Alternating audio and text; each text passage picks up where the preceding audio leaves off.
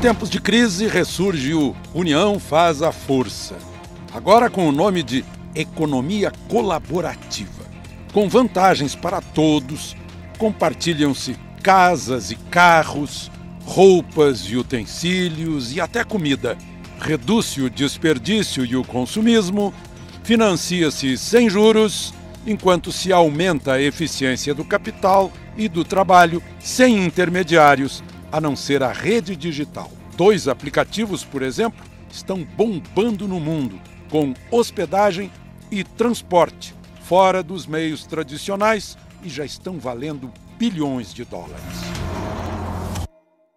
Bom, para falar sobre essa novidade, a administradora e professora da Fundação Getúlio Vargas, Rossana Pavanelli, e o presidente do Conselho Administrativo de Defesa Econômica, o CAD, Vinícius Marques de Carvalho.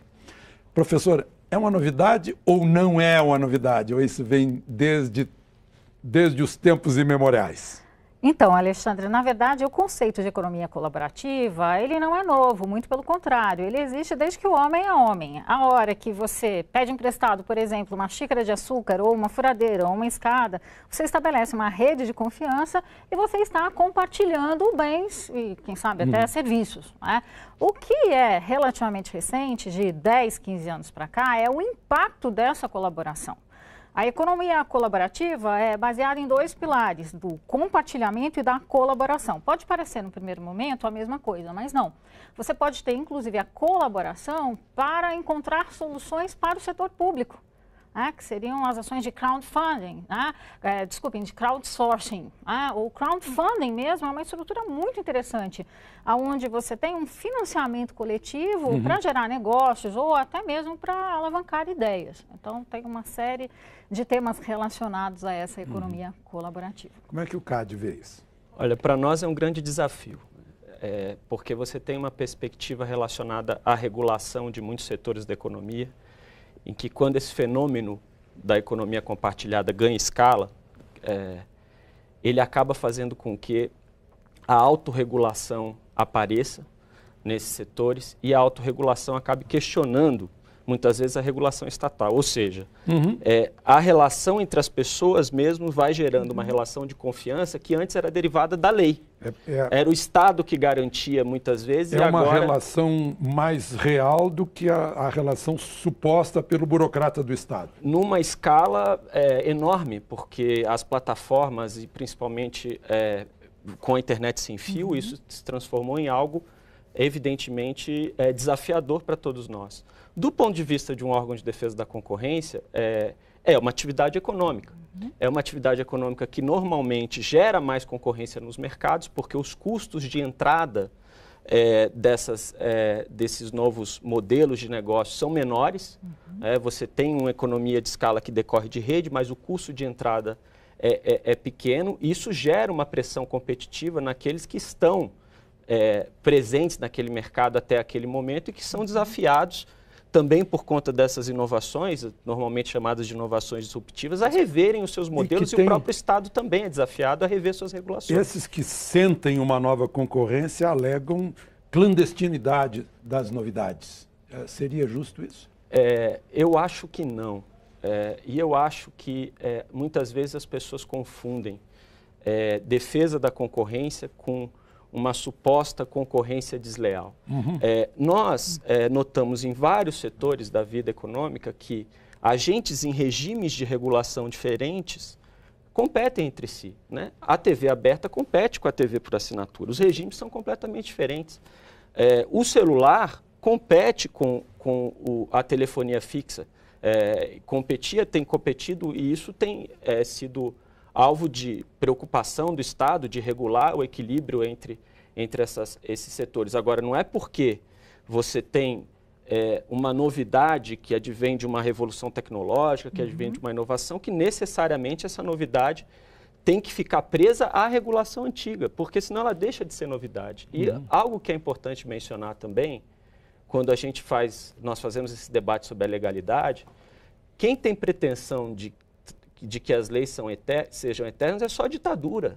Né? As leis, elas são feitas para se adaptarem à realidade. A nossa própria Constituição tem instrumentos previstos nela mesma para ser reformada, para se adaptar. Então, esse debate, eu acho que ele tinha que começar com um foco que é o que esse serviço traz para a sociedade? Ele é bom? A sociedade gosta, não gosta? O que é possível fazer para que esse serviço seja melhor? E o que é possível fazer para aqueles que estão prestando o serviço até então possam ter condições de competir com algo novo que aparece também. A partir desse debate dentro da sociedade, em que a defesa da concorrência é um dos valores que vai estar em jogo, é que eu acho que você tem que discutir os padrões de legalidade que você deve adotar. Se me permite dizer, não é, eu fico extremamente feliz em ouvir uma fala como essa de um representante de um órgão regulador, porque é exatamente isso, não é? Esses modelos fundamentados em redes, em geral, apresentam uma eficiência muito maior do que os modelos tradicionais e acabam colaborando, inclusive, para que os modelos aqui instalados sejam revistos. Olha que maravilha isso, não é? Então, melhora a competitividade. Já que é uma novidade, as pessoas estão, de certo, curiosas. Quais são as atividades que hoje estão entrando nesse novo regime de economia colaborativa? Perfeito. Eu gostaria de citar 3 tipos de exemplos, né, em perspectivas diferentes. A primeira é aquela categoria que é mais comumente conhecida pela população, como, por exemplo, o Uber, o Fleet, que é compartilhamento de frota de veículos. Então, você pode, por exemplo, usar um carro esportivo, popular, utilitário, até um carro de luxo, por um tempo determinado, horas ou dias. Né? Você passa a não ser dono daquele carro, mas ter o acesso. Porque, na verdade, a grande questão é, você precisa ter o bem ou você precisa utilizar do bem, né? E aí vem, dentro dessa categoria, serviços de hotelaria, como Airbnb e outros tantos mais. A segunda categoria são serviços que são considerados como de contribuição marginal zero ou próximo de zero. Ou seja, que para adquiri-los você não precise necessariamente ter uma troca, uma contrapartida financeira. Então, por exemplo, você tem uma grande rede, um grande site que diz assim, tem açúcar? Então, que você troca e compartilha bens sem necessariamente ter que pagar por isso, como é o modelo do Uber, do Airbnb, do Fleet, de outros tantos provedores de serviços. Né? E aí, como que esses modelos se sustentam? Já que você pode usar, por exemplo, uma bolsa, uma furadeira, uma escada e você não paga, você não tem um desembolso financeiro para isso. Se sustenta no modelo Google, com patrocinadores. Então, você tem as grandes redes sociais que acabam aportando. Esse é o segundo tipo. E o terceiro tipo, que eu tenho observado com grande simpatia, movimentações, inclusive no governo, ele abre para produção compartilhada e para a identificação de soluções que podem vir da sociedade como um todo, do cidadão, por exemplo. A hora que um governo disponibiliza dados e lança desafios à sociedade para ajudá-lo a encontrar melhores práticas. Isso não é só observado no governo. A gente tem observado também grandes corporações como a Procter & Gamble e outras tantas no Brasil, a Natura, que abrem competições e ciclos de inovação para a participação de diferentes representantes da sociedade, sejam eles professores, consultores, especialistas, técnicos em segmentos específicos, que vão alavancar de uma maneira exponencial a produtividade e a inovação dentro de corporações tradicionais. Então, o leque de contribuição da economia colaborativa é enorme. Nós ainda estamos muito atrás do que deveríamos participar desse movimento. E esse momento de crise estimula, né? Estimula e também tem um impacto, até, se a gente colocar isso numa escala maior, até sobre os preços mesmo. Perfeito. Porque o que acontece normalmente quando a gente fala de economia compartilhada, economia colaborativa? As pessoas colocam no mercado, entre aspas, às vezes tem gente que discute até se isso é um mercado, não é? Mas, enfim, as pessoas colocam no mercado aquele excesso de capacidade que elas têm. Então, se elas têm um carro que elas andam sozinhas, elas compartilham mais 3 vagas no carro, por exemplo. Se elas têm um apartamento vazio, elas compartilham via o Airbnb o apartamento vazio. Ou seja, você tem um choque de oferta. Você está aumentando a oferta de determinadas utilidades ou serviços para a sociedade. Isso, obviamente, né, lei da oferta e da procura, quando você aumenta a oferta, você tende a ter uma redução dos preços. Então, é claro que as redes hoteleiras estão olhando para esse fenômeno do Airbnb e falando, bom, talvez o preço que eu coloco nos quartos em determinados momentos do ano com o Airbnb tenha que reduzir um pouco. E isso com os outros serviços também. Na questão do Uber especificamente, tem esse ponto que é o fato de que o preço do táxi é regulado. Você tem uma tarifa lá que o taxista pode dar, pelo menos essa sempre foi a opinião do CAD, desde 1998 para cá, que o taxista pode dar o desconto.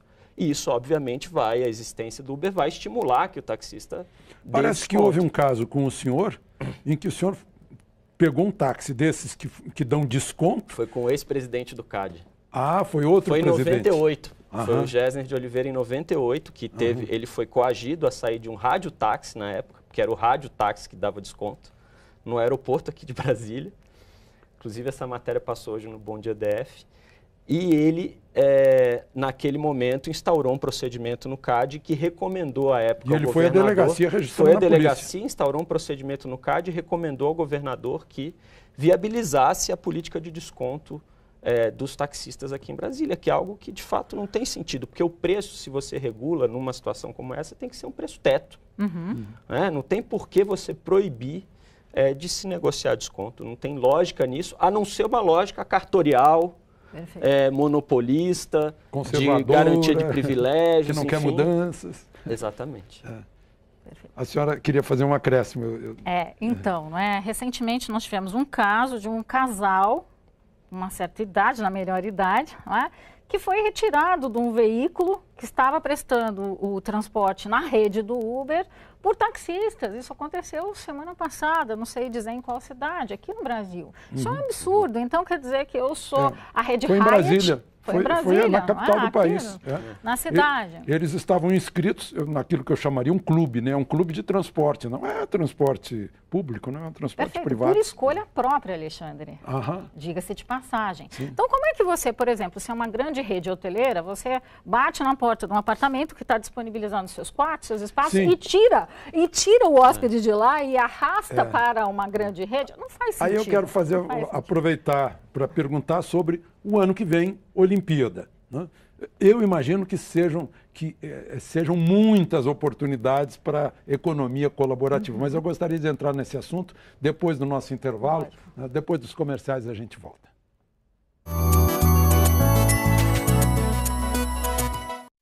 Voltamos a discutir as novidades da economia colaborativa. Eu lembrava que temos Olimpíada no ano que vem, isso é a oportunidade, que, aliás, esse tipo de prestação de serviços começou na Copa do Mundo, no ano passado.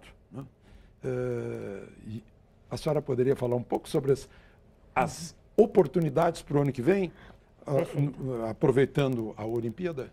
Perfeito. Acho que as oportunidades para o país são inúmeras, não é? Tanto em termos da economia criativa, que é aquela que vem do capital intelectual, que em geral pode ser alavancada e deve por meio dessas redes estabelecidas na economia colaborativa, como na organização da sociedade de empresas como Airbnb e outras empresas de menor porte, para ofertar serviços à população que vem conhecer o país ou aqueles que se deslocam para assistir os eventos. Então, é uma grande oportunidade para você trabalhar questões relacionadas à própria renda, sobretudo no momento de crise, onde as pessoas buscam uma alternativa para voltarem a ser incluídas na economia ou para complementarem a sua renda. Não por menos, também a economia colaborativa, ela é conhecida como a economia do, entre aspas, bico, o bico aqui no melhor dos sentidos. Então, há um espaço enorme para a prestação de serviços por meio de redes colaborativas, seja de um para um, o cidadão abrindo a sua casa e disponibilizando um quarto ou apartamento como um todo, de uma maneira direta para alguém interessado, como de muitos para muitos, ou até mesmo o modelo tradicional, onde você tem uma empresa prestadora de serviços que vai usar rede disponível e vai poder ofertar para um público maior. O senhor teve uma experiência na Rio Mais 20. Foi, eu era na época secretário de Direito Econômico e nós fomos lá porque havia toda uma discussão sobre a hospedagem no Rio de Janeiro para Rio Mais 20. Aquilo era, de algum modo, um teste para os eventos que viriam, um ano depois o Papa e depois a própria Copa do Mundo. E havia uma preocupação muito grande porque algumas delegações de países estrangeiros estavam recusando vir. Inclusive, algumas delas recusaram de fato a vinda, diminuíram o número das delegações por conta do preço dos hotéis no Rio de Janeiro. Nós fomos lá, tivemos um diálogo com a associação, foi um diálogo profícuo, a Associação dos Hotéis, e na época nós conseguimos a redução de alguns preços, mas nota-se que não é o tipo de atuação que, digamos, seja a mais adequada do Estado nessas relações, né? São atuações que podem acontecer momentaneamente, mas o ideal seria que houvesse mecanismos dentro do sistema de mercado da livre concorrência para que esse tipo de abuso ou de possível abuso não acontecesse. Fala-se agora de milhares de quartos que já estão reservados nesse sistema. O Airbnb é oficialmente apresentado pelo Estado brasileiro, inclusive, como uma opção viável, adequada e bem-vinda para as Olimpíadas de 2016. Que são, só para a gente exemplificar, para as pessoas que não conhecem, são imóveis privados, é parte de casas, de apartamentos. Sim, que as pessoas não estão usando e que elas colocam no site do Airbnb e se conectam, acabam se conectando com outras pessoas que precisam usar esses imóveis. Até a cozinha, né, compartilhada. Isso, você pode compartilhar com pessoas que têm um perfil parecido com o seu, que gostam das mesmas coisas que você. Inclusive, muitas vezes você compartilha quarto. Não é porque você compartilha o imóvel que você tem inteiro. Você compartilha, às vezes, um quarto da sua casa ou coisas desse tipo. Que é uma evolução do conceito da hospedagem, né? Hospedaria, que recebe pessoas e aluga quartos. Talvez um modelo mais refinado do que existia no passado. De novo, não é um modelo novo, ele foi refinado e ampliado. Enquanto os cavalos descansavam, né? Exatamente.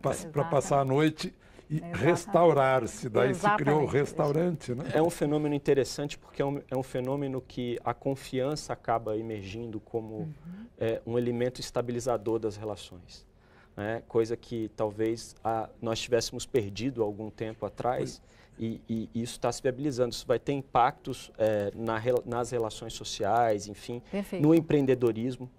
Porque o Brasil é uma sociedade, uma economia que tem um poder econômico muito concentrado. Isso é um fato. Se compararmos com outros países, qualquer setor da indústria tradicional que você destaque no Brasil, você vai ver que o poder econômico é concentrado, que as 4 maiores empresas normalmente têm mais de 70% do mercado. Esse fenômeno, ele é um fenômeno muito interessante nesse sentido, porque ele vai permitir que você tire a tampa dessa panela de pressão e que, de algum modo, esse empreendedorismo floresça nas relações humanas e nas relações econômicas e talvez gerando algum tipo de desafio a esse modelo tradicional, muitas vezes concentrado da era industrial, digamos assim. Perfeito. E talvez nessa era... O cartorial até, como é o exemplo dos táxis, né? E isso é uma coisa também bastante interessante destacar, porque nós temos, em algumas situações, as regulações, elas vêm num determinado momento para proteger o interesse público, para garantir a segurança, e muitas vezes elas acabam se deturpando, se transformando numa mera proteção de algum tipo de monopólio. No Brasil, a gente tem uma mania muito grande de regular preço e dizendo que estando regulando preço, nós estamos regulando qualidade. Quando você quer regular qualidade, regule qualidade. Perfeito. Diga quais são os padrões que as pessoas que querem prestar determinado serviço têm que seguir, que o preço vai decorrer disso. Esse discurso de, não, nós temos que regular o preço, nós temos que colocar uma tabela para garantir qualidade, essa relação ela não existe. Ela é, de fato, um discurso meramente cartorial e corporativo. O mercado mostre a sua qualidade e conquiste. Perfeito. Agora, os direitos do consumidor nisso aí, ou do usuário, enfim, de uma das partes. A amplitude que a economia colaborativa adquiriu, ela é relativamente recente, como nós comentamos. Então, em termos de direitos, tudo está sendo moldado à realidade dos impactos observados nos últimos 15, 10 anos para cá, não é? Mas, com certeza, a gente, como um país capitalista, dentro desse modelo econômico, há uma liberdade em relação à aquisição. Se eu quiser adquirir um produto do meu vizinho sem nenhuma intermediação nessa relação, o que vai impedir de eu realizar isso? De eu fazer? Sim, desde que esse ato não configure algum tipo de crime ou contravenção, não tem nada a ver. Exatamente, né? E aí essa mesma lógica, ela deve ser extrapolada para organizações constituídas. De novo, esse modelo da economia colaborativa, que ele é viabilizado por meio de redes, aí a tecnologia tem um papel fundamental, porque dá acesso como antes nunca se foi visto. A tecnologia aproximou todas as pontas disso. Inclusive em termos de viabilidade econômica. Ela barateou esse Sim. acesso, essa formação, a constituição das redes. Mas seja uma empresa prestadora de serviços que articule diversos fornecedores por uma rede ou um prestador de um para um, uma pessoa oferecendo para outra pessoa, quem deve escolher, e aí a autorregulação do mercado, né, qual fornecedor irá atender às suas necessidades, é o cidadão, são os clientes, é o mercado. E eu acho que tem mais um ponto também que é interessante. Como é um fenômeno novo, nós não sabemos o que vai acontecer. Perfeito. Pode ser que daqui a alguns anos você tenha uma companhia ou uma empresa, não vou citar nenhum nome específico, que adquira um poder econômico tamanho que a partir de determinado momento ela também possa abusar. Então, a atenção se trata de olhar para essa realidade, de entender essa realidade, sem nenhum tipo, obviamente, de ufanismo ou nada em relação a isso, porque isso é uma atividade econômica que em algum momento pode ter implicações da perspectiva do consumidor, Perfeito. da perspectiva da concorrência, da perspectiva da saúde pública. Nenhum de nós aqui, imagino, defende que isso signifique que necessariamente os órgãos responsáveis por zelar, seja pela defesa do consumidor, pela defesa da concorrência, não tem que estar atentos para possíveis abusos que possam acontecer também nesses setores. Perfeito. Por isso que é importante estar atento, olhar como uma realidade que veio para ficar, a gente não sabe o quanto vai se expandir, mas estar atento. Nosso tempo se esgotou, com a certeza de que o amanhã vai chegar e devemos estar preparados para ele, quer para fugir da crise, quer como fornecedores ou beneficiários dessas novidades que estão aparecendo. Muito obrigado, professora. Obrigado. Muito obrigado. Se você gostou do programa e quiser fazer alguma crítica ou sugestão, entre em contato conosco pela Central de Atendimento ao Telespectador, no telefone 4002-2884 ou pela internet no endereço falecomaglobonews.com.br. E para rever este e outros programas no seu celular ou tablet, baixe o aplicativo da Globo News ou acesse globonewsplay.com.br. Na próxima semana, outro tema de interesse nacional. De Brasília, Alexandre Garcia.